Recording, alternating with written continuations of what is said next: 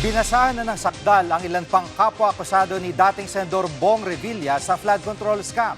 Live mula sa Sandigan Bayan, nangungun sa balita si mobile journalist Arles de los Santos. Arles, ano ang update sa arraignment? Jiggy, pasado alauna nga ng hapon ngayong araw ay dumating dito sa Sandigan Bayan ang mga akusado kung saan binasahan sila ng sakdal para sa kasong graft kaugnay ng 92.8 million pesos na Ghost Flood Control Project sa Pandi, Bulacan. Naghain ng not guilty plea sina dating DPWH engineers Bryce Hernandez at JP Mendoza, pati na rin si dating DPWH cashier na si Cristina Pineda sa Sandigan Bayan 4th Division. Dumala rin sa arraignment ang dating DPWH engineer na si RJ Dumasig, pero hiniling niya na ipagpaliban ang kanyang arraignment dahil ngayon ay wala siyang abogado at kailangan niya raw ng panahon upang magkaroon ng panibago na pinagbigyan naman ng Sandigan Bayan, kaya naman kasabay niya na sa arraignment si dating Senador Bong Revilla. Jiggy. At Arles, kailan ang magiging arraignment ni Revilla?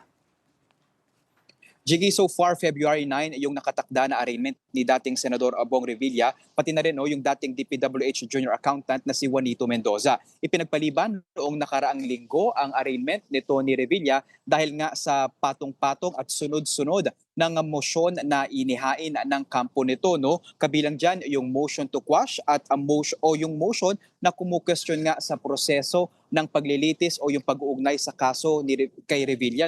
Samantala, Jiggy, sa February 13 naman ang stipulation of facts at marking of exhibit and evidence para kina Hernandez, Mendoza, gayon din kay Pineda. Pati na rin kay dating DPWH engineer Emelita Huat na nauna ng binasahan ng sakdal at naghain ng not guilty plea dito pa rin sa Sandigan Bayan. Yan muna ang latest. Jiggy.